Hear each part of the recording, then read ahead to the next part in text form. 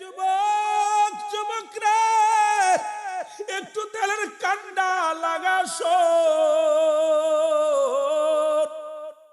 নবী ডাক দেখা আমার সাহাবীরা রে, রব্বে কারীমের দরবারে এমনি কান, এ আমার রব, এ আমার প্রতিপালক, এ আমার আল্লাহ, আমার পিতামাতার সগীরা গুনাহগুলো মাফ করে দাও, কবিরা গুনাহগুলো মাফ করে দাও, জানা অজানা গুনাহগুলো মাফ করে দাও।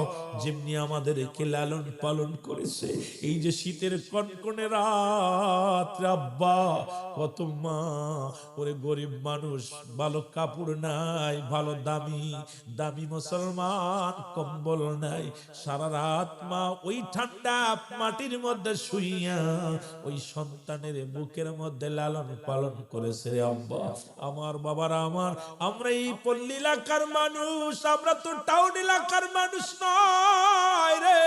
ওই গরিব মানুষটা এই সন্তানটারে মানুষ করতে যাইয়া রে সারা রাত ওই প্রস্রাবের মধ্যে ঘুমাইয়া সন্তানের এই আসলের পরে রাখছে।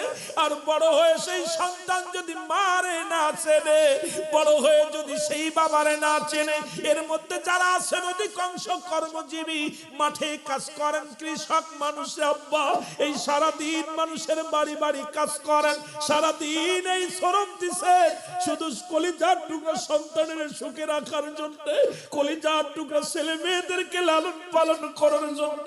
আজকে সেই সন্তান বড় হইয়া চাকরি করে, ব্যবসা করে, বাবারে চেনে না, মারে চেনে না, বড় দুঃখ কলিজার মধ্যে লাগে রে আব্বা। কারণ আজকে সেই সন্তান হইয়া আমরা সেই পিতা মাতারে বই লাগিছি। আবার আল্লাহ রব্বুল আলামিন এই সন্তানদের কি যে শাস্তি দিবে রে যুবক। যুবক, তুমি কাবা শরীফের ইমাম হও, বাইতুল মুকাররমের ইমাম হও, কিচ্ছু যায় আসে না। তোমার আব্বা মা তোমার উপরে রাজি নয়, তোমার উপরে খুশি না, তোমার জিন্দেগি বরবাদ, তোমার জিন্দেগি বরবাদ। এই জীবন নয়, এমন একটা জীবন আসবে যে দেশে গেলে মানুষের বিচার হয়, যে দেশে গেলে মানুষের হিসাব হয়। কত মানুষ দেখলাম ওই নতুন নতুন গোমা আছে রে, চারিপাশে পাশের চাউলি দিয়া ঘিরা। এমন একদিন আমারও আসবে, আপনারও আসবে, চিরবিদায় হয়ে যেতে হবে। এই দুনিয়া থাকার জায়গা না, কেউ ছিল না, থাকবে না, আমি আপনিও চলে যেতে হবে। তবে নেক আমল করে যদি না যেতে পারি, কবর কিন্তু আপনারে আমারে ছাড়বে না। জোরে জোরে বলেন ঠিক কি না? আর একটু জোরে জোরে চিল্লায় বলা যাবে না ঠিক কি না? একটু মহব্বতের সঙ্গে দুরূদ শরীফ পড়েন। আল্লাহুম্মা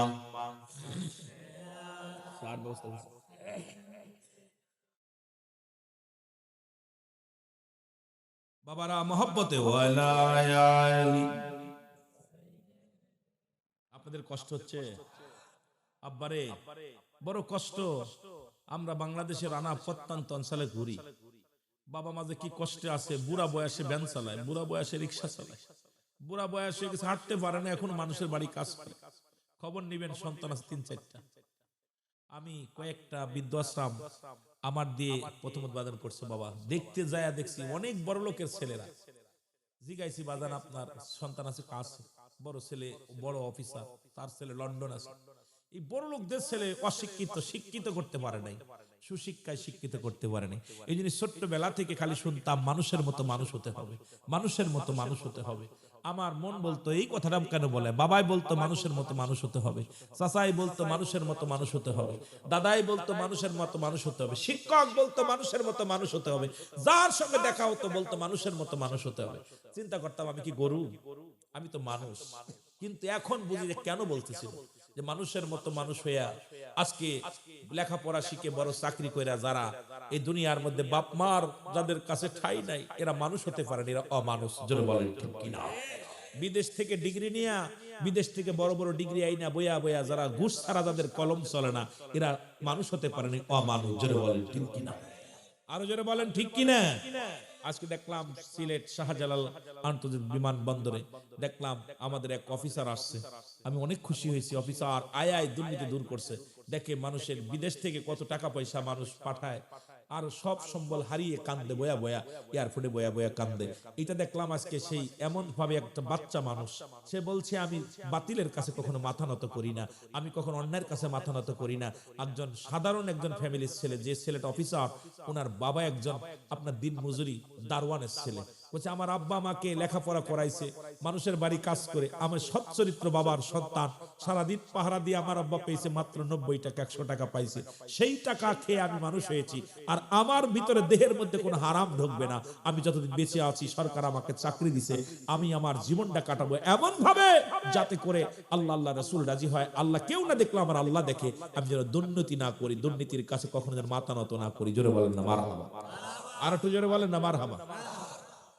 আজকে বিদেশ থেকে ডক্টর ইঞ্জিনিয়ার হইয়া দেশে আইয়া অপারেশন করে না টাকার জন্য, টাকা ছাড়া অপারেশন হয় না। এরা কি মানুষ না মানুষ? জোরে বলেন মানুষ না মানুষ?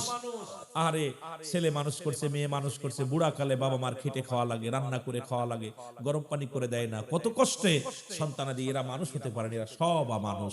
এই জন্য আজকে বুঝতে পারি কেন মানুষের মতো মানুষ হতে বলছিল, এরা তো সব মানুষ।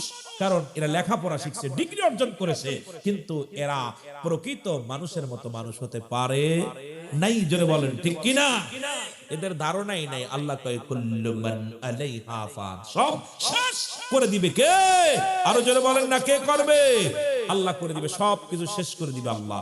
এই চিন্তা ওদের ভিতর নাই। দালান কোঠা বাড়ি গাড়ি সব করতেছে, কিন্তু এই চিন্তা নাই যে এটা সব ভেঙে যাবে, একদিন ভাঙবে, একদিন থাকবে না এই জমিনের মধ্যে। এই যে মাহফিলটা কত কষ্ট করে মাসকে মাস চাঁদা উঠাইছেন, গ্রামে গ্রামে ঘুরছেন, চাউল ডাউল মানুষ কত কষ্ট দাঁড়ে দাঁড়ে গেছেন, সুন্দর একটা প্রোগ্রাম সাজিয়েছেন, এটা হয়তো আর ঘন্টা অনেক পরে এটা শেষ হয়ে যাবে। জোরে বলেন ঠিক কিনা? আমরা ছোটবেলা খেলাধুলা করছি, ধুলাবালি নিয়ে খেলাধুলা করছি, স্কুল থেকে আইয়া আপনারা খেলছেন কি জানি না, আমি খেলছি, আমার জীবনে মনে পড়ে আমরা ছোটবেলা ওই বন্ধু বান্ধব নিয়ে, ছোট বান্ধবী ওই ছোট বুনটুন নিয়ে আমরাও ধুলাবালি খেলছি। সারা এত কষ্ট করে গর্তরজা বানাইছি, 2-4 ঘন্টা খেলা পর লাথি মেরে ভেঙে দৌড় মারে চলে আসছি। জোরে বলেন ঠিক কিনা? আপনারা করছেন না? সবার জীবনে আসছে। ঠিক এই দুনিয়াটা একই রকম। এই দুনিয়াটা 40 বছর 50 বছর সুন্দরভাবে গড়তেছেন, বাড়ি করছেন, গাড়ি করছেন, ভালো নারী বিয়ে করছেন, সব কিছু ঠিক আছে, কিন্তু আপনি কখন যে কোনো মুহূর্তে আপনার পরবর্তী সময় আপনার জন্য কি নিয়ামত বয়ে আনতেছে আপনি নিজেও জানেন না। কারণ আগামী দিন আমার সূর্যোদয় হবে কেউ বলতে পারি না।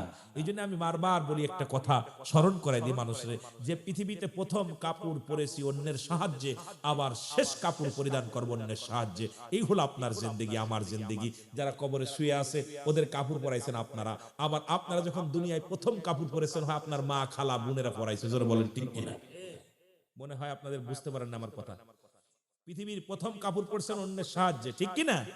আবার যাবার সময় অন্যের সাহায্যে। তাহলে এইটা কোন ব্যক্তি যদি বোঝে, আমার মন বলে সে ঘুষ খাইতে পারে না, সে সুদ খাইতে পারে না, সে ব্যভিচার করতে পারে না, অন্যায় করতে পারে না, জুলুম করতে পারে না, এই মানুষটা নামাজ ছাড়তে পারে না, হজ ছাড়তে পারে না, হজ ফরজ হইলে হজ ছাড়তে পারে না, মানুষের হক নষ্ট করতে পারে না। কারণ এই চিন্তা যার ভিতর আছে যে আমার প্রথম কাপড় পরেছে অন্যজনে, শেষ কাপড় পরাইব অন্যজনে, সুতরাং আমি নিজের কাপড় নিজে পরে যেতে পারবো না, তাহলে আমার বলতে কিছু নাই, সব সেই খোদা তাআলার, সব কিছু রেখে চলে যেতে হবে।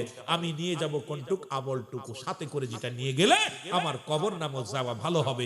এই জিনিসটা আমাদের দরকার আছে কিনা? আমার বন্ধুগণ, আমার রাহমাতুল নবীর কাছে খবর আসলো, ইয়া রাসূলুল্লাহ, ইয়া হাবিবাল্লাহ, নবী গো, ও মায়ের নবী, খবর শুনছেন? নবী কয় কি খবর? বলে নবী গো, আপনার প্রিয় সাহাবী, বড় আমলদারি সাহাবী, পৃথিবীর মধ্যে কোনোদিন কারোর দিকে মুখ মুসা করে কথা বলে নাই, এক ওয়াক্ত নামাজ কাজা যায় নাই, জীবনে একটা বাজে মন্তব্য তার জবান দিয়ে বাইর হয় নাই। নবী গো, এই সাহাবী তো মৃত্যু শয্যায় সজ্জিত, কিন্তু তার মরণ হয় না। মরণ না হওয়া অবস্থায় নবী পড়ে আছে জমিনের মধ্যে। ইয়া রাসূলুল্লাহ, ইয়া হাবিবাল্লাহ, সেই সাহাবী বড় মৃত্যু যন্ত্রণায় বড় কষ্ট করে।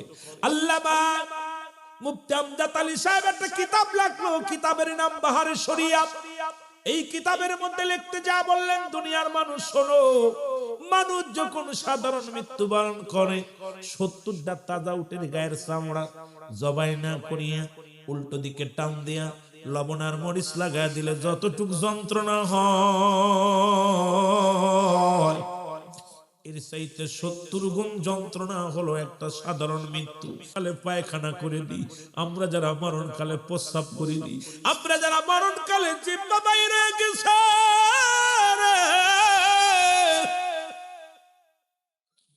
আমাদের যাদের মরণ কালের যুবক চোখ দুটি বড় বড় হয়ে গেছে, তাদের মরণটা কত কঠিন হয়েছে রে বাবা। একবার কি চিন্তা করে দেখার দরকার আছে কিনা? সহজ মৃত্যু যদি এত কঠিন হয়, কঠিন মৃত্যুটা কত কঠিন হয় জোরে জোরে চিল্লায় বলা যাবে না আল্লাহু আকবার। একটু মহব্বতের সঙ্গে দুরূদ শরীফ পড়ুন, আল্লাহুম্মা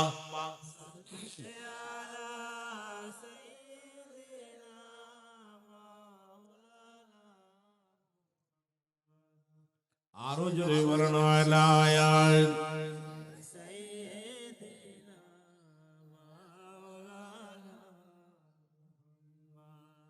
মহব্বতে বলেন আল্লাহুম্মা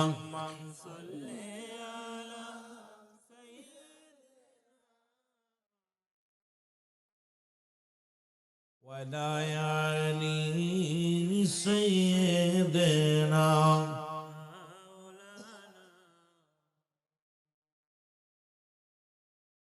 এমন দয়ালো নবী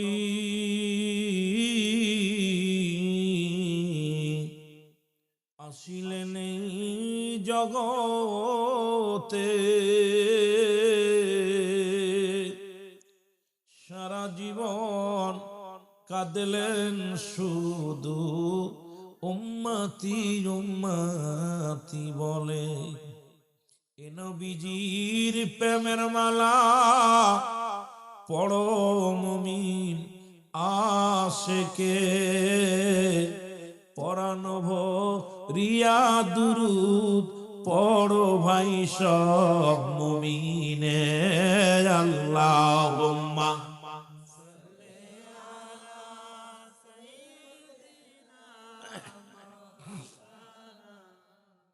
আরো জোরে বলেন ওয়ালায়ানি।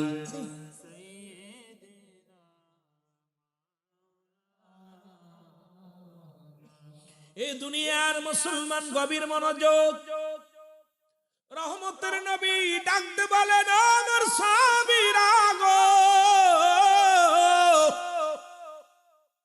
ও আমার সাহাবীরা কি বলতে চাও? বলে ইয়া রাসূলুল্লাহ ইয়া হাবিবাল্লাহ, আপনার প্রিয় সাহাবী নাম তার আলকামা। জোরে জোরে চিল্লায় বলা যাবে না মারহাবা। আপনার আলকামা মৃত্যু শয্যায় সজ্জিত, নবীর সাহাবীর নাম ভালো করে লেখে নাও বাবারা আমার। এই সাহাবী মৃত্যু শয্যায় সজ্জিত, নবীজির কাছে খবর আসিয়া রাসূলুল্লাহ ইয়া হাবিবাল্লাহ, আপনার অমুক সাহাবী আলকামা নামের একজন সাহাবী মৃত্যু শয্যায় সজ্জিত, মরণ হয় না আল্লাহর নবী গো, সে যে কষ্ট পায়। নবী কয় সাহাবীরা রে তাড়াতাড়ি যাও, তাড়াতাড়ি যাও। আমার নবীর সাহাবী ও সাহাবীরা রে আলকামার চারিদিকে দাঁড়ায়া দাঁড়ায়া দোয়া করো, চারিদিকে দাঁড়ায়া দাঁড়ায়া ও মুসলমান কালেমা পড়ো, আশহাদু আল্লাহ ইলাহা ইল্লাল্লাহু ওয়াহদাহু লা শারীকা লাহু ওয়া আশহাদু আন্না মুহাম্মাদান আবদুহু ওয়া রাসূলুহু। জোরে বলো মারহাবা। নবী বলেন সাহাবীরা রে তাড়াতাড়ি যাও, আমার আলকামার চারিদিকে ঘুরে ঘুরে দোয়া পড়ো, ঘুরে ঘুরে ভালো করে কালেমা পড়ো। নবী কুছ বলো কোন মুসলমান কোন মুমিন যদি ইন্তেকালের সময় হয়ে যায়, রাসূল বলছে খবরদার তার পাশে দাঁড়ায়া কোন দুনিয়াবি গল্প করবা না, কারণ মালাকুল মউত যখন এসে যায় ওই লোকটাকে এত ভয় ভীতি দেখানো হয়, হঠাৎ করে ঈমান চলে যেতে পারে। যখন কোনো মানুষ মৃত্যু শয্যায় সজ্জিত হয়, পাশে কেউ খবরদার দুনিয়াবি গল্প করবেন না, ছেলে মেয়েরা কান্নাকাটি করবেন না। পাশে দাঁড়ায় মুসলমান, শুনে নাও শুনে নাও, কালেমা তাইয়্যিবা কালেমা শাহাদাত পাঠ করো, উচ্চ আওয়াজে পড়ো লা ইলাহা ইল্লাল্লাহু মুহাম্মাদুর রাসূলুল্লাহ সাল্লাল্লাহু আলাইহি ওয়াসাল্লাম। পাশে দাঁড়ায়া দুরূদ শরীফ পড়ো, পাশে বেশি বেশি করে তাওবা করে আস্তাগফিরুল্লাহ রাব্বি মিন কুল্লি যামবি ওয়া আতুবু ইলাইহি লা হাওলা লা কুওয়াতা ইল্লা বিল্লাহ। যদি কিছুই না পড়ো, কালেমা পড়ো, কালেমা পড়ো, আল্লাহ আল্লাহ জিকির করো। নবী বলছে যখন বড় মুসলমান মুফতি আমজাদ আলী সাহেবের কিতাব, ওই যে বললাম ফতোয়ায়ে দেওবন্দের মুসলমান শোনো, ও মুসলমান পাহাড়ের শরিয়াত, এই কিতাবের মধ্যে লিখতে যা বললেন মৃত্যু যে কত কঠিন, এই কঠিন মৃত্যুটা এত কঠিন রে মুসলমান।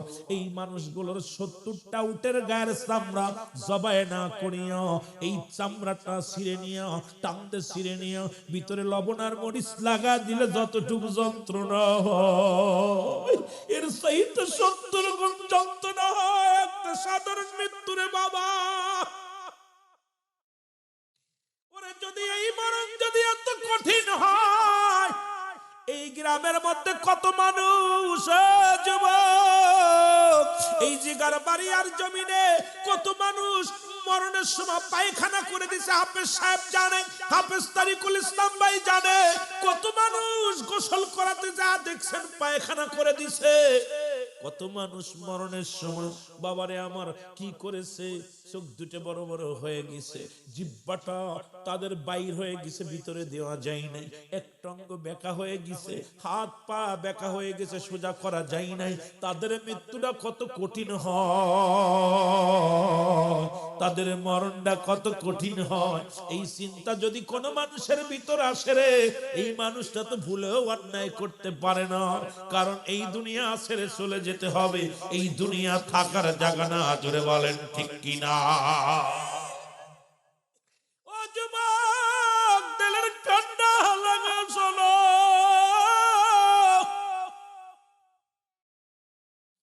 আমার নবী বললেন সাহাবীরা রে, আমার আলকামার চারিদিকে দাঁড়ায়া দাঁড়ায়া দোয়া করো, ইস্তেগফার করো, কালেমা পড়ো। সাহাবীরা সারা দিন ভরে দোয়া দরুদ পড়তে লাগলেন। সন্ধ্যা ঘনিয়ে আসলো, দৌড়ে আসলেন নবীর সাহাবীরা, বলি ইয়া রাসূলুল্লাহ, ইয়া হাবিবাল্লাহ, আপনার আলকামার মৃত্যু হয় নাই, ওই মরণ যন্ত্রণাও দূর হয় না। দেখবেন কত বাবা মা ঘরে পড়ে আছে, আইরে ভিতর থেকে প্রাণ পাখি অঙ্গ প্রত্যঙ্গ সব মরে গেছে, শুধু জানটা বুকের মধ্যে আছে, দরপর দরপর করে, কত না চোখটা বড় করে তাকায় আছে, মুখটা হা করে তাকায় আছে রে মুসলমান। ওই মৃত্যুকালে তামাম পৃথিবীর পানি যদি রে ওই মৃত্যু ব্যক্তির গালের মধ্যে দেয়া যায়, তৃষ্ণা নিবারণ হবে না, এত কষ্ট দেয়া হয় রে। ও যুবক, আল্লাহর নবী বলেন সাহাবীরা কি শুনাইলা, বলি ইয়া রাসূলুল্লাহ, ইয়া হাবিবাল্লাহ, আমরা সারা দিন ভরে ভরে নবী গো আমার আপনার সাহাবীর চারিদিকে দাঁড়ায়া দাঁড়ায়া ঘুরে ঘুরে দোয়া পড়েছি, মৃত্যুবরণ করে নাই, মৃত্যু যন্ত্রণাও লাঘব হয় না। আল্লাহর নবী তোরে আগালে এ হাত উঠা দিয়ে বলে রব্বি কারীম, এরে আমার সমাজের বাবারা শোনো, ও মুসলমান শোনো, কওমি অঙ্গনের কিতাব আল্লামা মুফতি মুসলমান শুনে নাও শুনে নাও। এর মুসলমান শফিক আহমেদের লেখা ফতোয়ায়ে দেওবন্দের মধ্যে প্রথম খণ্ড 24 নম্বর পৃষ্ঠারে আব্বা এই পৃষ্ঠার মধ্যে বয়ান করে শুনে নাও। এটা মুসলমান সুন্নিদের কিতাব নয়, এটা কওমি অঙ্গনে যারা লেখাপড়া করেন তাদের কিতাব। ফতোয়ায়ে দেওবন্দের মধ্যে মুসলমান প্রথম খণ্ড 24 নম্বর পৃষ্ঠা। রাসূল বলেছে 5 ওয়াক্ত নামাজ আদায় করে জিয়ারত করে সর্বহালাতে আল্লাহর দরবারে দুটি হাত উঠায় দোয়া করা উত্তম মুস্তাহাব। একখান দলিল যদি কোনো ব্যক্তি দিতে পারবেন না আব্বা, হারাম না জায়েজ একখান কিতাব থেকে যদি দিতে পারেন বাবা, জীবনে আর কোনোদিন দোয়া করতাম না। আমার বাবারা আমার শুনে নাও, কারণ শরীয়তের কিবলা হলো কাবা, দুজানের কিবলা হলো রাহমাতাল লিল আলামিন, মুনাজাতের কিবলা হলো আরশে আজিম। চোখের পানি ছেড়ে কান্দো, রব্বে কারীমের দরবারে ভিক্ষা চাও, ভিক্ষা চাও।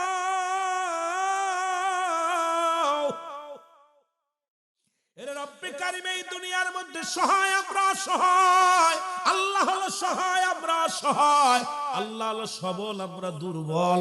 জোরে বলেন ঠিক কি? আমরা কি দুর্বল, আল্লাহ সবল। আল্লাহ হলো সহায়, আমরা সহায়। এই অসহায় মানুষ হয়ে এত অহংকার কিসের রে বাবা, এত বাড়াবাড়ি কিসের রে বাবা? শুনে নাও, রাসূলুল্লাহ হাত উঠায়া দিলেন, আমার আল্লাহ ডাক দিয়ে কয়, জিবরিল তাড়াতাড়ি যাও, আমার হাবিবকে বলে দাও আজকে যেন হাতটা নামায় ফেলে। আমি আল্লাহ রাব্বুল আলামিন আজকের দোয়া আমি কবুল করতে পারবো না। নবীজির দোয়া যদি কবুল না হয় তাহলে আপনার অবস্থা কি তা হইতো রে ভাই? আজকে হাতটা নামায় ফেলেন, কবুল হবে না। রব্বুল আলামিনের হাবিব আমার নবী রাহমাতুল লিল আলামিন ডাক দিয়ে বলে, জিবরিল রে কিসের জন্য আমি হাত নামাইবো বলো?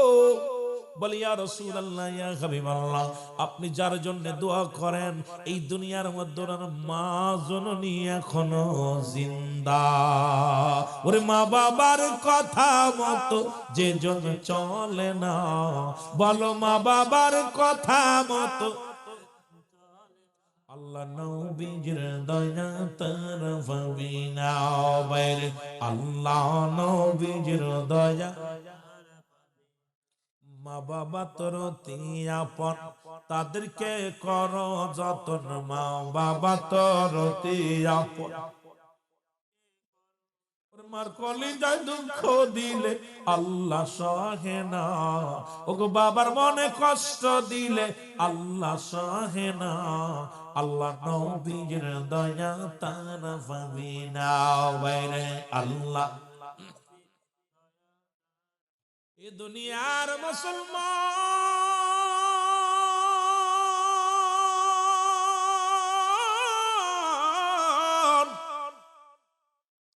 রহমতের নবী হাতটা নামাইছে রে, নবী আমার হাতটা নামাইয়া এক দড়ি দৌড়াইয়া আলকামার বাড়িতে নবী চলে গেছে। যে সালাম দা, আসসালামু আলাইকুম ইয়া আলাল বাইত, আসসালামু আলাইকুম ইয়া আলাল বাইত। ভিতর থেকে আওয়াজ আসে, আলাইকুম আসসালাম। কে গো? আমার নবী কয়, ও মা আলকামার মা, আমি রহমতের নবী রাহমাতাল লিল আলামিন। এর মা দুঃখিনী ডাকতে বলে, আব্দুল্লাহর বেটা মুহাম্মদ, নবী মুহাম্মদুর রাসূলুল্লাহ সাল্লাল্লাহু আলাইহি ওয়াসাল্লাম, নবী গো আপনি আমার বাড়িতে আছেন? নবী কয়, মা গো আমি আসছি, আগে জানতে চাই আমার আলকামা কি দুনিয়ার মধ্যে কোনো অপরাধ করেছে গো মা? মা গো আপনি হলেন গর্ভধারিণী মা, আপনার কাছে জানতে চাই আমার আলকামার কোনো অপরাধ আছে কি দুনিয়ার মধ্যে? মা ডাক দেখায়, বাবা মুহাম্মদ, আমার আলকামা জীবনে এক রাকাত নামাজ ছাড়ে নাই, আমার আলকামা কোনোদিন কাউকে একটা গালি দেয় নাই, আমার আলকামা কারোর সঙ্গে দুর্ব্যবহার করে নাই, আমার আলকামা জীবনে একটা রোজা ছাড়ে নাই, আমার আলকামা জীবনে একটা অপরাধ করে নাই। আমার নবী কয়, মা গো তাহলে এত মৃত্যু যন্ত্রণা, এত কষ্ট হয়, আমার আলকামা তো মরণ যন্ত্রণায় ছটফট করে গো মা। আমার আলকামার জানটাও বাইর হয় না, আবার জিন্দাও রয় না। আমার আলকামা এত কষ্ট পায় মা, ও মা তুমি আমার আলকামারে ক্ষমা করে দাও, যদি কোনো অপরাধ করে থাকে ক্ষমা করে দাও। এর মা দুঃখিনী ডাক দে বলে, নবী মুহাম্মদ,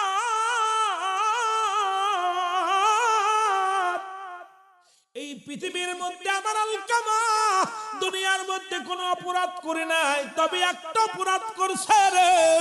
জীবনে কোনোদিন আমি মাকে সে মূল্যায়ন করে নাই, সে বউর পরামর্শ অনুযায়ী চলতো।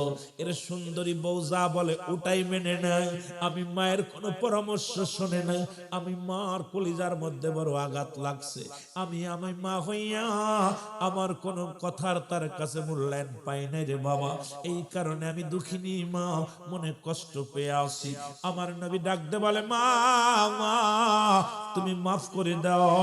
আজকে আমার যুবক বাবারা বিয়ে করার পরে ওই সুন্দরী বউ পায়া মা বাবার আলাদা করে দিছ।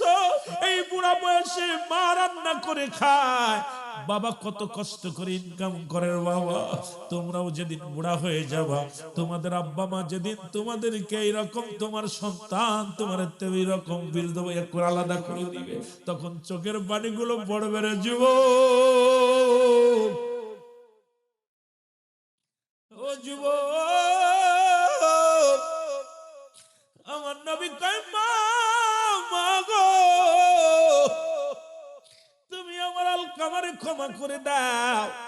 মা বলে, না রে বাজান না, কারণ ও বোর পরামর্শ অনুযায়ী চলতো। আমি কোনো পরামর্শ দিলে শুনতে চাইতো না, আমার কোনো কথা রাখতো না। আমি মায়ের কলিজার মধ্যে আঘাত লাগছে, আমি তারে মাফ করতে পারবো না। আমার নবী কয়, মা আমারে, আমার আলকামা বড় কষ্ট পায়, মৃত্যু যন্ত্রণা বড় কঠিন, মারা গেলে জাহান্নামে চলে যাবে। মা গো তুমি মাফ করে দাও, মাফ করে দাও। ও যুবক, মা জননীর কাছে অনুনয় বিনয় করে মা বলে, মুহাম্মদ ওই সন্তানের ব্যবহারে আমার কলিজা আঘাত লাগছে রে, আমার কলিজা আঘাত লাগছে। আজকে অধিকাংশ সন্তান মা বাবারে কষ্ট দিছ ব্যবহারে, মার সঙ্গে কত না চোখ না কথা বলেছ। তুমি নামাজে দাঁড়াইছ, তোর মুসলমান আমার আল্লাহর হুকুম নবীর হুকুম শুনে নাও। নবীজি বলছে, সন্তানের আরে তুমি নামাজে দাঁড়াইছো একমাত্র ফরজ নামাজ ব্যতীত। তোমার মা তোমাকে ডাকছে রুহুল আমিন, তোমার বাবা তোমারে ডাকছে রুহুল আমিন, নামাজ ছেড়ে দাও। নামাজ ছেড়ে দিয়ে আগে মার ডাকে সাড়া দাও, বাবার ডাকে সাড়া দাও। মা ডাকছে, আমি মোবাইল টিপছি বইয়া বইয়া, গেম খেলতেছি, মুসলমান মা ডাকে রুহুল আমিন, কানে যায় না। মা বাবা ডাকে রুহুল আমিন, কানে যায় না। আরে কপাল পুরা শন শন। এই পৃথিবীর মধ্যে, এই দুনিয়ার মধ্যে তুই জান্নাত কামাই কর। জান্নাত যদি কামাই করতে চাস, ওই মা বাবার চরণ দুলিতে পড়ে যা, ওই চরণে পড়ে যা, চরণে পড়ে যা। বাবা মা যদি একবার কারোর জন্য উকলাতি করে, জান্নাত হবে তার ঠিকানা। জোরে জোরে চিল্লায় বলা যাবে না মারহাবা। রাসূল বলছে, তোমরা যখন নামাজ দাঁড়াইবা, আব্বা মা ডাক দিছে, সিদ্দিকী সাহেব, তরিকুল ইসলাম, ছেড়ে দাও নামাজ, ফরজ ব্যতীত, একমাত্র ফরজ নামাজ ব্যতীত। সুন্নাত নফলে দাঁড়াইছো, মা ডাক দিছে, মা ও মা আমি তো নামাজ দাঁড়াইছিলাম, আম্বু নামাজ। কত বাবা মা, ও রুহুল আমিন ওই গরুটা বানসি মাঠে নিয়ে পারবেন না। বাপে কষ্ট করে সন্তানের কয়, বাজান বিকেলে যাস না, খেলা করতে যাস না, তোর আব্বা বাজারে গেছে, গরুটার করে খড় কেটে দে। কত বাবা সন্তানেরা, যেহেতু আপনারা পল্লীর মানুষ, আপনারা ভালো বোঝেন, পল্লীর মানুষ তো সন্তানাদের কত হুকুম দেয় মায়, বাজান তোর আব্বা মুজা গেছে, সারাদিন কষ্ট করে কাজটা কর, মা পারবো না। আহা কি যে করলি, মাকে শুধু বললি পারবো না, মার মনের ভিতরে কেস করে লেগে গেছে, তো জীবনের বরবাদ, সব আমল বরবাদ। মা বাবার দোয়া করা লাগে না। আমি আশ্চর্য হয়ে যাই, দেখবেন গাড়ির মধ্যে লেখা আছে মা বাবার দোয়া, বাড়ির মধ্যে লেখা আছে মা বাবার দোয়া, আপনার লেখা দেখবেন ব্যানের মধ্যে লেখা থাকে মা বাবার দোয়া। তা এই পাগলেরা বোঝে মা বাবা দোয়া করলে গাড়ির মালিক হওয়া যায়, বাড়ির মালিক হওয়া যায়। এই পাগলটা কেন বোঝে না যে মা বাবা দোয়া করলে আল্লাহ জান্নাত পাওয়া যায়? কথা কর না, কথা কর না কেন? আছে না বাড়ির মধ্যে কয় মা বাবা দোয়া, আর মা বাবা দোয়া করলে গাড়ির মালিক হচ্ছিস, বাড়ির মালিক হচ্ছিস, জান্নাতের মালিক হওয়া যায় না? কথা কয় না কেন? আরো জোরে বলেন, জান্নাতের চাবি তোমার মা, ও ও মা গো, যদিও গান পারি না, তো একটা গান গাইছি, এটাই যথেষ্ট, কারণ এগুলো গাইতেও পারি না আর গাওয়ার সময়ও নাই। ওই মা বাবার একটা কথা বলছে, এইটাই যদি শেষ পর্যন্ত দুই চার কলি কইতে পারলে আলহামদুলিল্লাহ, কারণ আজ ওয়াজ করতে গান গাইতে আসি নাই।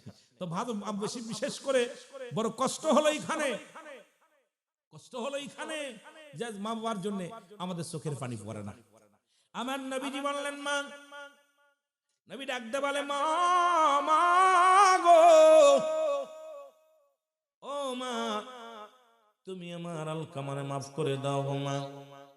মা বলে বাবা মোহাম্মদ, কলিজার মধ্যে যে আঘাতটা লাগছে রে বাবা, এই আঘাতটা আমি সহ্য করতে পারি না। আমার নবী ডাক দেখায় মা, মা তুমি যদি মাফ না করে দাও, আমার আলকামায় জাহান্নামে চলে যাবে গো মা। মা বলে বাবারে, আমার ব্যথা তুমি বুঝতে পারো না, আমার কষ্ট তুমি বুঝতে পারো না, যা সন্তানের আমি মাফ করতে পারবো না। নবী ডাকতে বলে সাহাবীরা রে, কোথায় যায়, খড়ি নিয়ে আয়, আগুন নিয়ে আয়। খড়ি আনা হলো, বিশাল চিতা জ্বালানো হলো, আগুন ভিতরে ধরে দিয়ে হলো। নবীজি বলে আমার আলকামার দেহ কানাই না, এই আগুনের মধ্যে পুরায়া দাও। সাহাবীরা রাসূলের কথা মতো খড়ি আনলেন, আগুন জ্বালানো হলো। নবীজি হুকুম দিলেন দেরি করো না, আগুন দিয়া পুড়াইয়া ভস্ম করে দাও, কারণ ইন্তেকালের পরেই তো জাহান্নামে চলে যাবে সন্তান। সুতরাং মার মনে কষ্ট দিয়া মারা গেলেই জাহান্নামী, এখন কি করবা, পুড়াইয়া দাও দুনিয়ার মধ্যে, দুনিয়ার আগুন দিয়া পুড়াইয়া দাও। এরে নবী মুহাম্মদ যখন হুকুম দেছে রে, এরে মুসলমান আগুন জ্বলে দাও দাও করে, আলকামার মা ভিতর থেকে একটা চিৎকার মেরে বলে নবী মুহাম্মদ, আমি 10 মাস 10 দিন গর্ভে ধারণ করেছি আমার কলিজার টুকরা সন্তানের, আমি বেঁচে থাকতে আমার কলিজার টুকরা আগুনের মধ্যে পুড়াস না রে,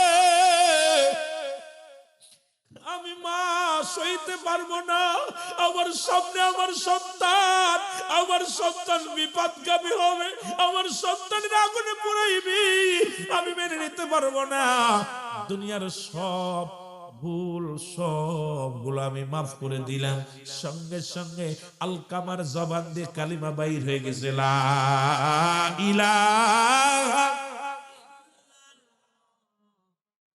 মুহাম্মাদুর রাসূলুল্লাহ, আশহাদু আল্লা ইলাহা ইল্লাল্লাহু ওয়াহদাহু লা শারীকা লাহু, আশহাদু আন্না মুহাম্মাদান আবদুহু ওয়া রাসূলুহু। নবীজি, আমার নবীজি ডাকতে বলে মা, ও মা, সন্তান কালিমা পড়ছে, সঙ্গে সঙ্গে রাসূলুল্লাহর হাতের পরে, একদম রাসূলুল্লাহর হাতের পরে আলকামার জীবনটা চলে গেল, জানটা বাইর হয়ে গেল কালিমা পড়তে পড়তে। জোরে বলেন মারহাবা। এ যুবক বন্ধুরা, তেলের কান্ডা লাগা শোনো গো, এই তো হলো আমার নবী। নবীর কথাগুলো বলতে গেলে অনেক কষ্ট লাগে রে। আমার নবী মার সঙ্গে কেমন ব্যবহার করছে শোনো। নবীর দুধমা হালিমাতুস সাদিয়া একদিন রাসূলুল্লাহর কদমের মধ্যে আসলেন, সাহাবীরা বসে আছে, নবীর মা দুধমা হালিমাতুস সাদিয়া, রাসূলের দুধমা ছিল 4 জন, আপন মা আমেনা, মুসলমান আবু লাহাবের দাসী সুরাইবা, হযরতে সালমা আর হলো হালিমাতুস সাদিয়া।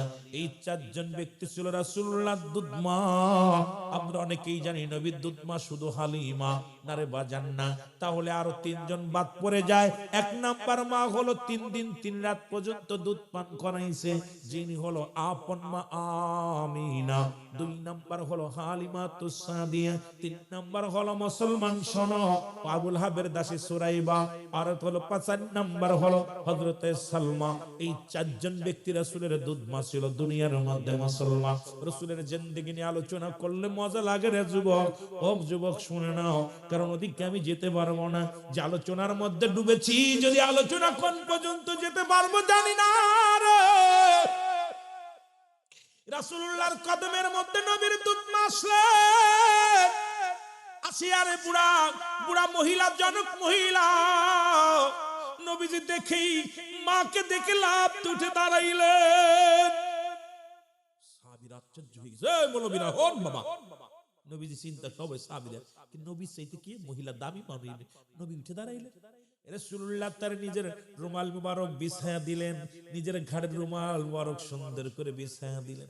আমার নবীজির ওইবার নবীজির রুমাল মুবারকের পর মহিলা এসে বসলেন। এবার নবীর কানে কানে কি যেন বললেন, নবীজি কান্ডা গায়ে দিলেন, মা জননী কি যেন সুন্দর সুন্দর আলাপ করলেন। সাহাবীরা দূর থেকে তাকায় তাকায় দেখতেছে নবীর সঙ্গে মহিলা, জনক মহিলা কি যেন আলাপ করে। আমার নবীজির এবার উঠার সময় মা হালিমা তুসাদিয়া উরতের পর হাত দিয়ে উঠলেন। এবার নবী যতক্ষণ পর্যন্ত হালিমা তুসাদিয়া চোখের আড়াল না হলো, রাসূলুল্লাহ তাকায়া তাকায়া দূর থেকে চোখের পানিগুলো ছেড়ে ছেড়ে কাঁদতে লাগলো। নবীর চোখের পানিগুলো জমিনের মধ্যে পড়ে। আল্লাহ নবীজির চোখের পানি জমিনের মধ্যে পড়ে না। এইবার সাহাবীরা বলে, ইয়া রাসূলুল্লাহ, ইয়া হাবিবাল্লাহ, নবী গো নবী, কে এই মহিলা, তার সম্মানে আপনি আপনার গাড়ির রুমাল মুবারক বিছা দিলেন, আপনার কানে কানে কথা বললো, আবার তার ইজ্জতে আপনি দাঁড়ায় রইলেন। এ যুবক বাবারা, তার ইজ্জতে আপনি দাঁড়ায় রইলেন। আমার নবী কাদের বলে, সাহাবীর রে, ওরে আমার গায়ের যদি চামড়া কেটে জুতা বানাই দিতে পারতাম রে। এই এমন একজন মা রে, যিনি আমার মা দুধমা হালিমা তুসাদিয়া, যিনি আমার লালন পালন করেছে। আমার নবী যদি একজন লালন পালন করা, যিনি আমার নবীর দুধ পান করে, তার সম্মানে যদি নবী আপনি করতে পারে, তাহলে আমাদের আপন মার সঙ্গে কি ব্যবহারটা করার দরকার, জোরে জোরে চিল্লায় বলা যাবে না মারহাবা। নবীজি কাঁদতেছে, সাহাবীরা, কি ইয়া রাসূলুল্লাহ আপনি কাঁদেন কেন? সাহাবীরা রে, এটা কে জানো? ইনি আমার দুধ মা হালিমা তুসাদিয়া, আমার দুধ পান করাইছে, আমার লালন পালন করছে সেই মা। সেই মার সম্মানে নবী দাঁড়ায় গেছে। আপনারা তো শুনছেন, ছোট্টবেলায় তো ওয়াজ শুনছেন দেলোয়ার হোসেন সাইদির একটা ওয়াজে। আল্লাহর নবী বলতেছে, আবু হুরায়রা কাঁদতেছে। নবী বলছে, আবু হুরায়রা কাঁদো কেন? কয় আবু হুরায়রা কাঁদো কেন? ওয়াজটা শুনছেন, অনেকেই শুনছেন, কাঁদো কেন? কয় হুজুর, মা আমাকে মারছে। কে মারছে? কথা বলেন না, কে মারছে? নবীজি বলতে, আবু হুরায়রা, মা তোমাকে মারছে, তুমি আমার কাছে নালিশ দিতেছো? নবীজি খুব ক্ষিপ্ত হয়ে গেছে, নালিশ দিচ্ছ? মা আবু হুরায়রা কয়, ইয়া রাসূলুল্লাহ, ইয়া হাবিবাল্লাহ, নবী গো, মায়ের নবী, আমি নালিশ দিতেছি না। নালিশ দিতেছে, তুমি কাঁদতেছো? কয় হুজুর, আমার মা মারছে। কয় তা নালিশ দিলে কেন? মা মারছে তা আমার কাছে বললে কেন? মা মারছে শুধু। কে মারছে? আস্তে কবে, নজরে কবে? মা মারছে। মা মারছে দইরা আবু হুরায়রা। নবী, নবী গো, তুমি মার বিরুদ্ধে নালিশ দিতেছো?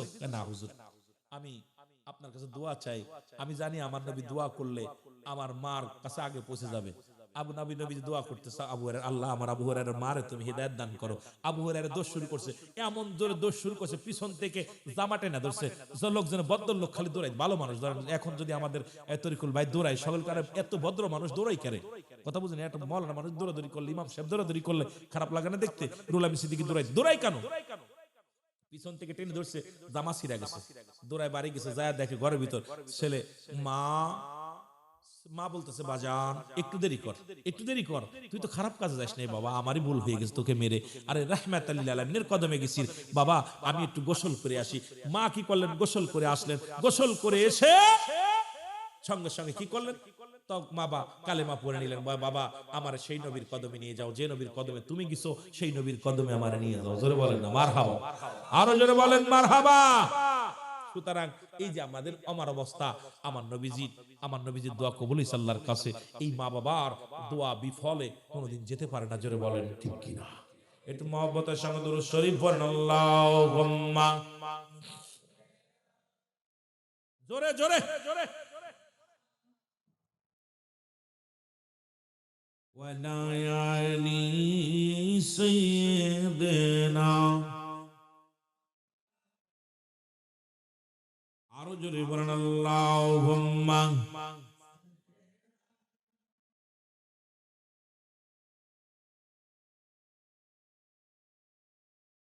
وعلى آل سيدنا। এ ভাইরা আমার, বন্ধুরা আমার, গভীর মনোযোগ, যে কথাগুলো বলি দিলের কান্ডা লাগা শুনে নাও বাবা না আমার। কথাগুলো না বললে নয়, কারণ এই জীবন নয়, এমন একটা জীবন আসবে যে দেশে গেলে মানুষের বিচার হয়, যে দেশে গেলে মানুষের হিসাব হয়, যে দেশে গেলে মানুষ আর কোনোদিন ফিরে আসে না। সেই দেশটার নাম হলো কবর। জোরে বলেন ঠিক কিনা? বন্ধুগণ আমার, এই পিতা মাতার কথাগুলো বলতে গেলে অনেক আলোচনা এসে যায়। শুধু আলোচনা এসে যায়, মুসলমান শুনে নাও। একজন আল্লাহর ওলি, নাম হলো জুরাইস। নাম কি? জোরে বলেন, নাম কি? জুরাইস। ও তো গেল আল্লাহর নবীর সাহাবী। এবার গেল একজন আল্লাহর ওলি, মুসলমান জগৎ বিখ্যাত একজন আল্লাহর ওলি, নাম হলো তার জুরাইস। প্রতিদিন মানুষ চক্ষু আড়ালে বইয়া বইয়া জিকির করে, বইয়া বইয়া আল্লাহর জিকির করে, মানুষকে জানতে দেয় না, আর সারা রাত ভরে ইবাদত বন্দেগীর মধ্যে থাকে। একদিন মা জননী দরজায় দাঁড়ায় বলে, জুরাইস, ও বাবা জুরাইস, জুরাইস বলে তিনটা ডাক দিলেন। মা ডাকছে, সন্তান নামাজের মধ্যে দাঁড়া আছে, সন্তান নামাজের মধ্যে দাঁড়া আছে, চিন্তা করে আমি আল্লাহর ইবাদত করি। মা ডাক দিছে, মার কথা কেয়ার করে না। মার জবান দিয়ে বাইরে গেছে, বাবা তুই আমল করতে করতে আউলিয়া হয়ে যাবি, তবে জিনাকারী হয়ে মৃত্যুবরণ করবি। জোরে জোরে চিল্লা বলা যাবে না আল্লাহু আকবার। খুব খেয়াল করবেন। জুরাইস কি করলেন? খালি দোয়া করলেন জুরাইসের জন্য। এবার জুরাইস পৃথিবীর মধ্যে জগৎ বিখ্যাত একজন আল্লাহর ওলি হয়ে গেল, জগৎ বিখ্যাত একজন আল্লাহর ওলি হয়ে গেল। কিন্তু যে মার দোয়া লেগে রয়েছে, দলে দলে মানুষ তার কদমে আসতে লাগলো, দলে দলে এসে কালেমা পড়ে মুসলমান হতে লাগলো। জুরাইসের দলভুক্ত হয়ে গেল, বায়াত গ্রহণ করা শুরু করলো। ওই দেশের যিনি প্রধান রাষ্ট্রপতি, প্রধানমন্ত্রী, উনি চিন্তা করে, হুজুর যেভাবে মানুষগুলো পাগল করা শুরু করলো, দিনে দিনে আমার দলে লোক থাকবে না, হুজুরের দলে চলে যাবে। এইভাবে কোন ভাবে হুজুরকে বিতাড়িত করা যায়, দেশছাড়া করা যায়, যে চিন্তা কল্পনা করা শুরু করলো। হঠাৎ করে মুসলমান শুনে নাও, এক মহিলাকে, সুন্দরী এক মহিলাকে ডাকলেন। মহিলাকে ডাক দিয়ে বলেন, তুমি যে কোনো কৌশলে পারো এই জুরাইসকে দেশছাড়া করতে হবে। তোমার একটা যে কোনো উপায় চলে কৌশলে কে দেশছাড়া করা লাগবে। এইবার রাখালকে ডাক দিলেন, রাখাল রে, ও মুসলমান রাখাল, আয়া তুমি একটা কথা শুনে নাও, কারণ তুমি একটা কাজ করবা, সেটা হলো এই সুন্দরী নারীর সঙ্গে জিনা করবা, এর গর্ভে সন্তান দিবা, আর এই সন্তানের দায়ভার জুরাইনের উপরে পৌঁছায় দিবা, আর আমি জুরাইসকে ডেকে দিবালায় তারে ফাঁসি দিয়ে দিব, মৃত্যুদণ্ড দিয়ে দিব। ও মুসলমান শুনে না, যে কথা সেই কাজ। এবার জুরাইস, এই মুসলমান এমন ভাবে নির্জনে আল্লাহ জিকির করে, একটা মানুষজন কোন মানুষজন যায় না, এইবার একটা ঘরে বইয়া বইয়া মাওলা জিকির করে, ইল্লাল্লাহু ইল্লাল্লাহ লা ইলাহা। আরো জোরে বলেন, ইল্লাল্লাহু লা ইলাহা। এ দুনিয়ার মুসলমান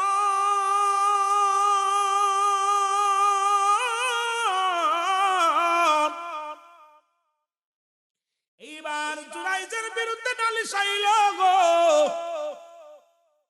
রাজার কাছে মেয়েটা এসে নালিশ দেয়, হুজুর সর্বনাশ, আপনারা তো হুজুরের ভালো মানুষ মনে করেন, জুরাইসরে বড় আল্লাহর ওলি বানাইছেন। শুনে নেন, আমি এখন বিয়ের দাবিতে আছি, ওই জুরাইস যদি আমাকে বিয়ে না করে, আমার আত্মহত্যা করা ছাড়া কোনো পথ নাই। রাজা কয়, কি হয়েছে? হাজার মানুষের সামনে, উজিরের সামনে বলো, হুজুর জুরাইস আমার সঙ্গে অপকর্ম, আমার পেটে বাচ্চা, এই বাচ্চার স্বীকৃতি এখন চাই।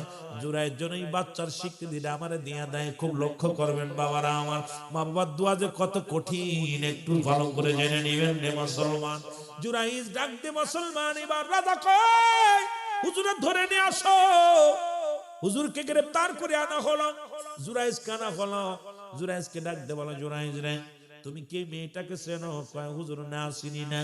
মেয়েটাকে ডাক দে বলে মেয়েরে তুমি কি হুজুর রে চেনো? বলে চিনি। চিনি মানে এই সন্তান, এই যে আমার গর্ভে যে সন্তান, এই জন্মেশ্বর যে জন্মদাতা, পিতা হলো আল্লাহর ওলি জুরাইজ। জুরাইজকে আমি চিনি না, জীবনে মেয়ের সঙ্গে কোনোদিন দেখা হয় নাই, জীবনে কোনোদিন কথা বলি নাই। জোরে জোরে চিল্লায় বলা যাবে না আল্লাহু আকবার। এ মুসলমান গভীর মনোযোগ। জুরাইজ বলে আমি মেয়েটারে চিনি না। মেয়েটা বলে ওই গর্ভে তার গর্ভে যে সন্তান দিছে, এই সন্তানের মালিক হলো উনি। আমার যুবক বাবারা দিলের কানটা লাগা শোনো, দুজনের মধ্যে কোন মেয়ে যদি আমারে ফাঁসায় দেয় হুজুর এই কামটা করে, সবাই তো বিশ্বাস করবেন হুজুর পারে কাম করছে, এই কামটা হুজুর নিশ্চিত করছে। জোরে বলেন ঠিক কিনা? কোন মেয়ে যদি আমার বিরোধিতা করে, আপনার বিরোধিতা করে, সবাই তো মেয়ের পক্ষ নিবে না। মুসলমান উপস্থিত রাজ দরবারে যত সবাই ছিল সবাই মেয়ের পক্ষ নিছে।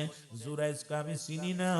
মেয়েটা কয়েক সন্তানের গর্ভধারিণীর যে সন্তান, এই সন্তানের বাবা হলো আল্লাহর ওলি জুরাইজ। রাজা ডাকতে বলে জুরাইজ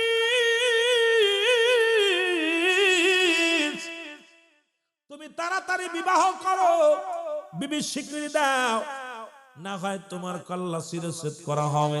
জুরাইজ কয় হুজুর আল্লাহর কসম করে বলি, জিনা তো দূরের কথা, ওই মেয়েটাকে আমার জীবনে কোনোদিন চোখে দেখি নাই, ওই মেয়ের সঙ্গে কোনোদিন আমার পরিচয় হয় নাই। ও মুসলমান শোনো গো, জুরাইজকে আমি চিনি না। মেয়েটা কয় আমি চিনি, এই সন্তানের বাবা উনি। কি একটা বিপদের মধ্যে পড়ে গেল। সবাই বলে এখন জুরাইজ যে তুমি করতে চায় না, জুরাইজকে শিরচ্ছেদ করা হবে, জল্লাদ তরবারি নিয়ে আসো, কে চিরবিদায় করে দিতে হবে। এবার রব্বুল আলামিন ইলহাম দিয়ে বলে জুরাইজ, ও জুরাইজ তোমার মায়ের দোয়া কবুল হয়ে গেছে, সুতরাং আজকে তুমি জিনাকারিনী হয়ে গেছো গো। বলে দাও যতদিন এই সন্তান দুনিয়ার মধ্যে আগমন না করবে, ততদিন যেন তোমাকে মৃত্যুদণ্ড না দেয়, কারণ ওই সন্তানই পরিচয় দিবে তার বাবাকে। জোরে জোরে চিল্লায় বলা যাবে না মারহাবা। মৌলানা সাহেব কইছে বিল্লালের ওয়াজ করতে, আর একটু অনেক বড় মহিলারা কইছে কোন দিকে যাম, কত বুঝেন সুযোগ। আবার এদিক আরেকটা কাগজ আসছে, সময় তো 12টা পর্যন্ত। ওয়াজ আপনার চলবো না ছেড়ে দিব? চলবো। ওয়াজটা একটু হাকিকতটা বুঝেন। ওলিদের কথা বলতেছে, এত কই নবী সাহাবীদের কথা, একটু ওলিদের কথাও বলে রাখি। এই জন্য আর কি বোঝানোর জন্য এই কথাটা না বললে বুঝবেন না, বিলে বোঝার জন্য। এবার জুরাইজ কি করলেন? মুসলমান ডাক দে বলে মহামান্য মন্ত্রী, ছোট্ট একটা দাবি করব আমি। আপনি আমাকে মৃত্যুদণ্ড দিবেন মেনে নিলাম, আমাকে ফাঁসি দিবেন মেনে নিলাম, যা দিবেন মেনে নিলাম, তবে ছোট্ট একটা দাবি আমার রাখবেন নি। কয় কি দাবি? যতদিন পর্যন্ত ওই সন্তান, ওই গর্ভের সন্তান দুনিয়ার মধ্যে আজ না আসে, ততদিন পর্যন্ত আপনার কাছে আমার করজোরে দাবি আমাকে বাঁচায় রাখেন। ওই সন্তান যেদিন দুনিয়া আসবে, সন্তান প্রমাণ করে দিবে তার আসল বাবাকে। এইবার সবাই হাসাহাসি করে, জুরাইজ নাকি সম্ভব? ঠিক আছে, 1 মাস 2 মাস 3 মাস 4 মাস 10 মাস 10 দিন পূর্ণ হলো, এই দুনিয়ার মধ্যে সন্তান ডেলিভারি হলো।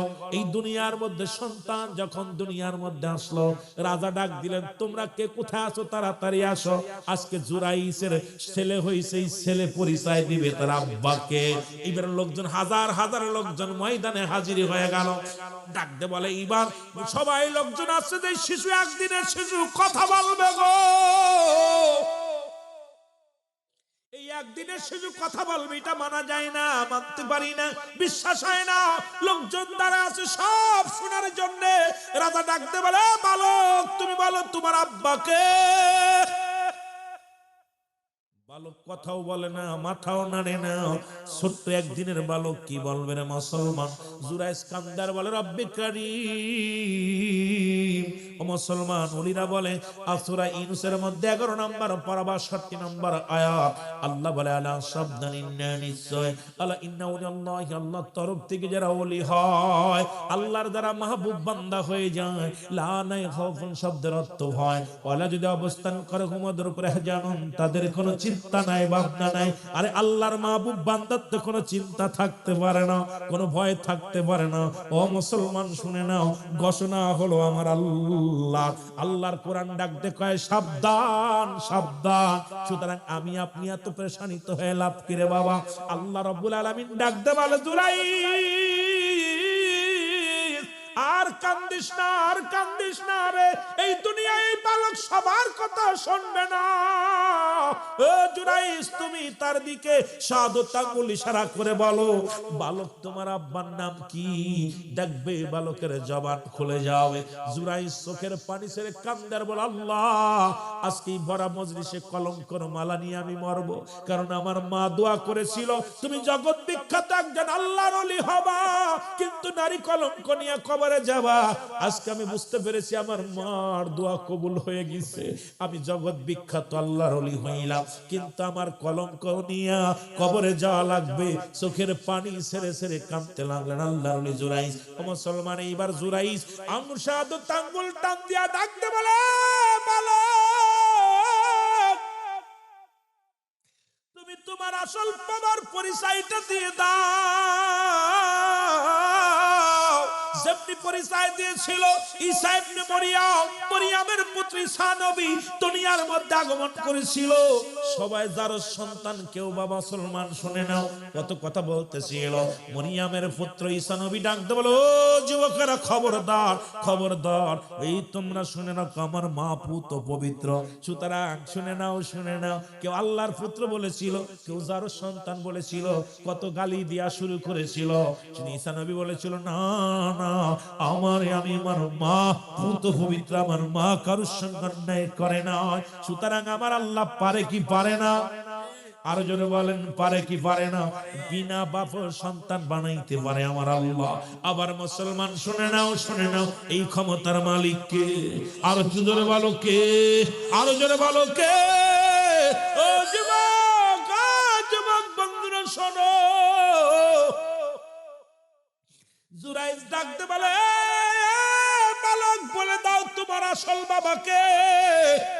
উপস্থিত জনগণের মধ্যে বালক কয়, উপস্থিত জনগণ যারা আছেন শুনে নেন, আমার আপনারা যারা আল্লাহর ওলি জুরাইসকে দোষারোপ করেছেন, খোদার কসম করে বলি, আমার মার সনে কোনোদিন জুরাইসের দেখা হয় নাই, আমার মার সনে জুরাইস কোনোদিন দেখা করেন নাই, কোনোদিন জুরাইনের সঙ্গে দেখা হয় নাই। সুতরাং আমার আব্বা হলো ডাক ওই যে আমার রাজার, যে রাজার পার্সোনাল রাখাল, এই রাখালের সঙ্গে আমার মা অপকর্ম করেছে, আমি ওই রাখালের ছেলে, এইটা বলিয়াই সঙ্গে সঙ্গে সন্তানটা মারা গেছে।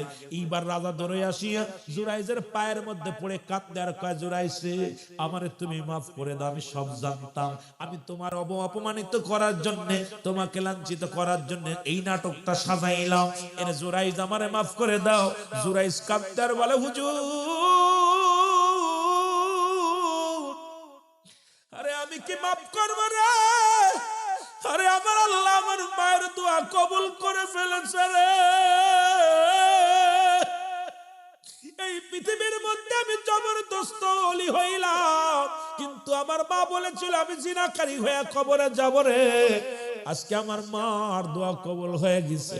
আপনার কাছে আমার একটা দাবি, আমাকে আর কোনোদিন কেউ ডিস্টার্ব করবেন না।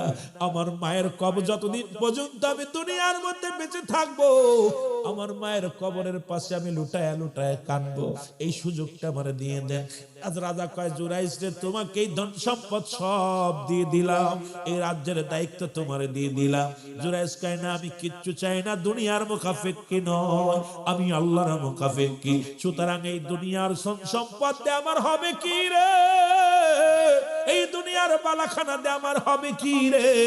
যে মা আমারে দোয়া করে গেছে, আমি জিনাকারী হয়ে গেছি, আমাকে একটা সুযোগ দেন, ওই মার কবরের পাশে কাটায়া দিব।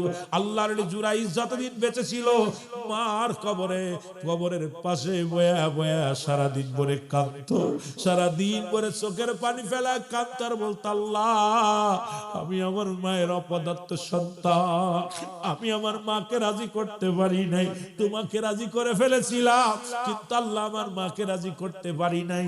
আজকে কলঙ্কের বোঝা আমি মাথায় নিলাম। সুতরাং যুবকেরা, কত হাজি হজ করে যাওয়ার পর মদিনা, হজ করার পর কবর জাহান্নামে যাবে।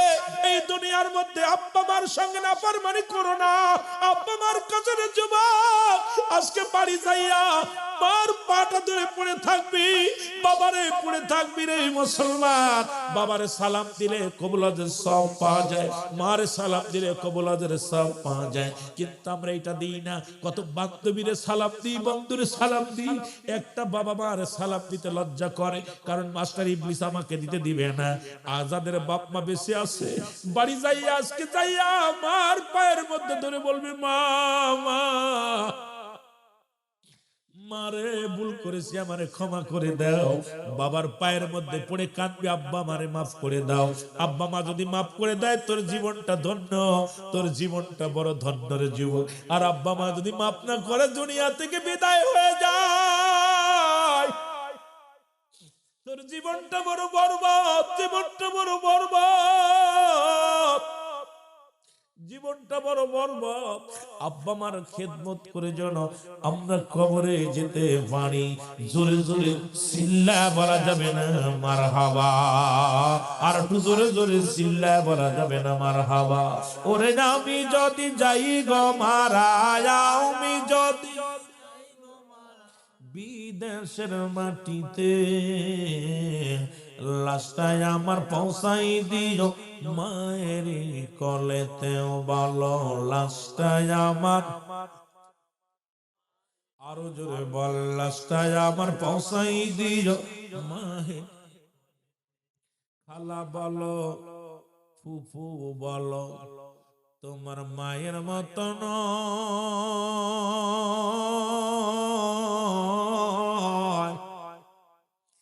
যতদিন মা থাকবে ধরায়, কাঁদবে সন্তানের আশায় রে, সন্তানের আশা। ও ভাই খালা বলো, ফুফু বলো, তোমার মায়ের মতন যতদিন মা থাকবে ধরায়, কাঁদবে সন্তানের আশায় রে, সন্তানের আশায়। মায়ে হস্ত তুলে করবে দুয়া, মায়ে হস্ত তুলে করবে দুয়া, নাজাত দাও মোর সন্তান রে, লাশটাই আমার পৌঁছাই দিও মায়ের কলেতে বলো, লাশটাই আমার। ওরে আমি যদি যাই গো মারা, আমি যদি বিদেশের মাটিতে, লাশটাই আমার পৌঁছাই দিও মায়ের কলেতে, আমারে লাশটাই আমার। কত মানুষ দেখছো ভাবে, দরদি কোন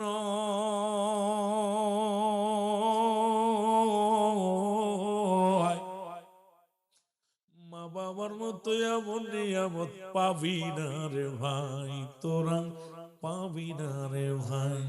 ওরে বিনা শর্তে ভালোবাসে, বিনা শর্তে ভালোবাসে এই দুনিয়ায় আপন মায়, সে মানে না দেখাইয়া দিস না রে দাফন, আমার সেই বাবারে না দেখাইয়া দিস না রে দাফন। ওরে আমি যদি যাই গো মারা, আমি যদি বিদেশের মাটিতে, লাশটাই আমার পৌঁছাই দিও মায়ের কলেতে, ওরে লাশটাই আমার। এই আব্বা মার নাফরমানি সন্তানগুলো সব বিফল। সুতরাং আর একটু আগাইব আলোচনা, 12টা পার হয়ে গেছে আপনাদেরকে নিয়ে। যেহেতু আজকে মসজিদ, আজকে জিগারবাড়িয়া পশ্চিম পাড়া জামে মসজিদের উন্নয়ন প্রকল্প। মসজিদ কার? আর একটু জোরে বলেন না কার? শুনলে খুশি হবেন। একটা কথা বলি আপনাদের, আমি বসা থেকে অনেক আনন্দ লাগছে, যে এই যে পাখির মতো বসে আছেন তাবারক আছে। আরে তাবারক নাই, তাও মানুষগুলো দেখছেন, এ হলো এক খাঁটি ইমানদার মানুষগুলো। অন্য জায়গায় খাবার তাবারক দিয়েও মানুষ বসে থাকতে পারে না, কিন্তু মানুষগুলো কত পাগল, আল্লাহ আল্লাহ রাসূলের পাগল। আপনারা বসে আছেন জিভ ধরে, রব্বুল আলামিন যেন শ্রম দিবেন, পারিশ্রমিক নেওয়ার দরকার আছে কিনা, জোরে বলেন আছে কিনা। পারিশ্রমিক সবাই চায় না বাবা, পারিশ্রমিক নিয়ে যাবেন। রাসূল পাক সাল্লাল্লাহু আলাইহি সাল্লাম যখন মক্কা থেকে মদিনায় হিজরত করলেন, কোথায় হিজরত করলেন? আজকে চাইছিলাম আমি হিজরতের আলোচনা করার, এখানে এসে নিয়ত করেছিলাম, হঠাৎ করে ওয়াজের মোডটা কেন যেন পরিবর্তন, অনেক কবর দেখে আসা পর বাপ মারে দেখে যে আজকে দুনিয়ার মধ্যে একটা যদি পোলা পান, আগের মানুষগুলো আলোচনা শোনা পর বেনামাজি নামাজি হতো, বেপর্দা নারী পর্দাশীলতা হতো, কত সন্তান পিতামাতা নাফরমানি সন্তানগুলো বাধ্য হতো। এত ওয়াজ হচ্ছে, পরিবর্তন নেই, ওয়াজে পরিবর্তন নাই। না থাকার পিছনে একটাই কারণ হলো ওই যে আয়সা তারেগামা ফাদানিতা কয়ে চলে গেলাম, আয়সা গান বাজনা গাইয়া এর দুর্নাম করে, এর সমালোচনা করে চলে গেলাম, গিবাত কইরা হট্টগোল করে এ কোরআন শরীফ এক আয়াত পড়ে তাফসীর করতে যায়া একটা আয়াত পড়া শুরু করলাম গালিগালাজ করে, ওয়াজ শেষ। এটার নাম ওয়াজ না। আমি এটা পছন্দ করি, যদিও আমি এত বড় বক্তা না, আলোচনা যেতে পারি নাই, তবে একটা জিনিস ছোট্টবেলা থেকে শিক্ষা নিছি, সেটা হলো এরম সারা রাত আলোচনা করবো, আমাদের মুখ দিয়ে কারোর গিবাত বাইর হবে না, কারণ এটা আমি পছন্দ করি না। হেদায়েতের মালিক কে? হেদায়েতের মালিক আল্লাহ। বলার দায়িত্ব আমাকে দিছে, হেদায়েতের দায়িত্ব নবীজি নিজেও নেন নাই, হেদায়েতের মালিক পীর সাহেব নেন নাই। হিদায়াতের মালিক যদি নবীজি নিতেন তাহলে আবু জাহেলের কপালে কালেমা জুটত। আবু জাহেলের কপালে যেহেতু কালেমা জোটে নাই, তাহলে বোঝা গেল হেদায়েতের দায়িত্ব রাসূলকে আল্লাহ দেন নাই। জোরে বলেন ঠিক কিনা, আরো জোরে বলেন দেন ঠিক কিনা। কিন্তু আমার দেশে দেখা যায় পীর সাহেব হেদায়েতের দায়িত্ব নিছে, মৌলভী সাহেব হেদায়েতের দায়িত্ব নিছে, আলেম সাহেব হেদায়েতের দায়িত্ব নিছে। না বাবা, আপনাকে বলার দায়িত্ব নিছে, এইজন্য আপনার কাজ আপনি করবেন। আপনি আপনার কাজ, আপনার দায়িত্ব বলার, এটা মানা না মানা আপনার ব্যক্তিগত আল্লাহ পাকের। আল্লাহ পাক ভালো জানেন হিদায়াত যারে করব সে হিদায়াত দান করব।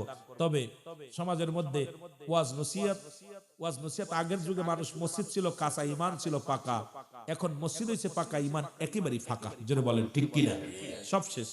রাসূল পাক সাল্লাল্লাহু আলাইহি ওয়াসাল্লাম মক্কা থেকে যখন মদিনায় হিজরত করলেন, নবীজি বলেন আমি একটা মসজিদ বানাবো। কি বানাবো? জোরে বলেন না, মসজিদ হবে। মসজিদ না, মসজিদ কি বানাবে?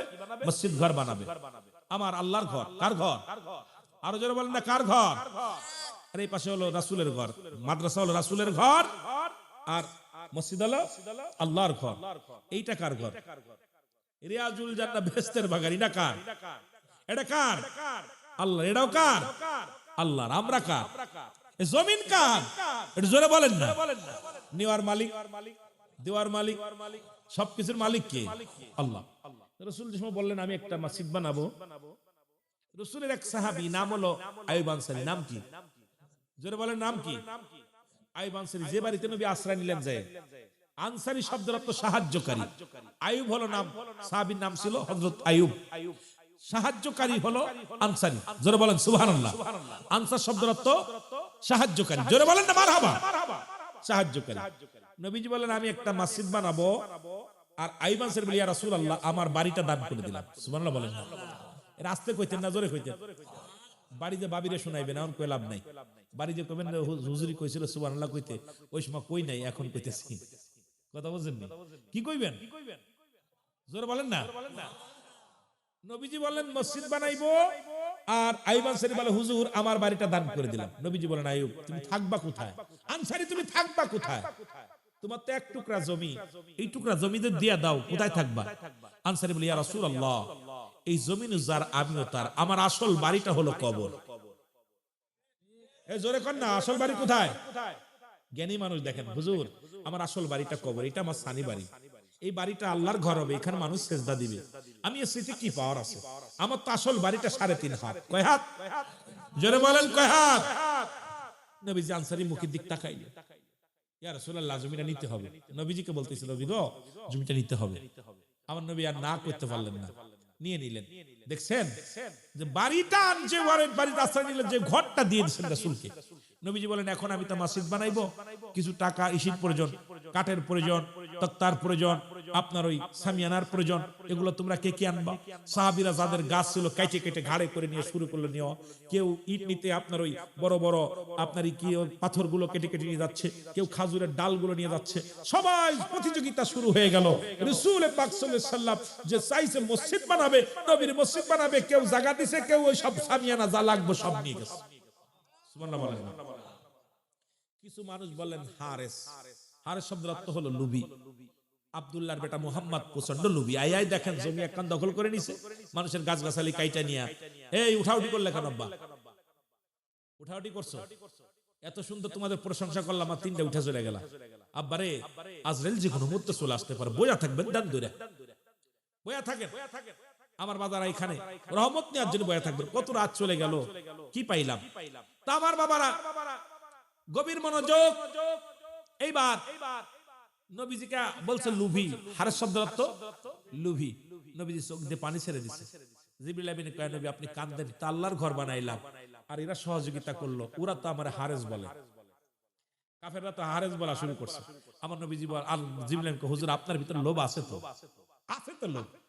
নবী গো দুনিয়ার লোভ, আপনার দুনিয়ার কোন নারীর লোভ নেই, বাড়ির লোভ নেই, গাড়ির লোভ নেই, আপনার ভিতরে একটা লোভ আছে, সেই লোভটা হলো কিভাবে আপনার উম্মাতদেরকে বাঁচায় নাজাত দেওয়া যায়। জোরে বলেন না সুবহানাল্লাহ, আরো জোরে বলেন। এরে রাহমাতাল লিল আলামিন, আপনি উম্মতের জাবিন, গুনাহগারের অতি আপনজন, আল্লাহর নবী নূরের নবী গো, আপনি নবী আমার জীবনের জীবন, বলেন আপনি নবী আমার, আরো জোরে বলেন আপনি নবী আমার। আপনাকে যে পাইল জাহান্নামের আগুন তার হারাম হইল, দয়া করে নবী দেন গো দেখা দেন, আল্লাহর নবী নূরের নবী ও, আপনি নবী আমার জীবনের জীবন, বলেন। কষ্ট আপনাদের বলতে? যুবক সেই ধারাবাহিকতায় একটা মসজিদ রব্বে করিমের ঘর, এই ঘরের উন্নয়ন প্রকল্পের মাহফিল, যার যেখান থেকে যা রে বাবা খালি হাতে ফেরা চিন্তা করবেন না। জমিনের ফসল দেয় আমার আল্লাহ, নিয়ে যাবে আমার আল্লাহ, দিবে আমার আল্লাহ। একটা টাকা গ্রহণ করে না রব্বি করিম, 70 টাকার ফয়সালা না দিয়ে। আমি বলবো দাঁড়ায় এমন কোন দরদি বান্দা যদি থাকেন, বলবেন আমি এক গাড়ি ইট দিব, 1000 ইট দিব, আমি এক গাড়ি বালু দিব, আমি একটা জায়নামাজ দিব, টায়াসের জায়নামাজ দিব। জানি না কোন গোলামের কবুল হয়ে যাবে, দানটা কবুল হয়ে যাবে। এই দুনিয়ার সম্পদ নিয়ে যেতে পারবো না, এই দুনিয়ার বাড়ি গাড়ি নিয়ে যেতে পারবো না। ওই কবরের মধ্যে একটু আমল নামার সামিয়ানা নিয়ে যাব। কোন দরদি বান্দা থাকেন যদি দ্রুত এই মসজিদের জন্য যা লাগবে একটু হাত উঠায় বলবেন ভাই আমি এই জিনিসটা দান করবো। জোরে জোরে বল আল্লাহু আকবার। দরদি বান্দারা থাকলে আগে দিছেন, খুশি হইলাম, মারহাবা। এগুলো কি লেখা? আল্লাহ কবুল করে। আমার অনেক ভালো লাগছে আপনাদের পাবনার দিকে, সিরাজগঞ্জের দিকে আসলে একটা জিনিস আমি খুব ভালো লাগে, মানুষগুলো দানের হাতটা আগে আগে সব দিয়ে দেয়। রাখেন একটু একটু রাখেন। আল্লাহ তুমি কবুল করো। ওয়াজ হচ্ছে নাকি?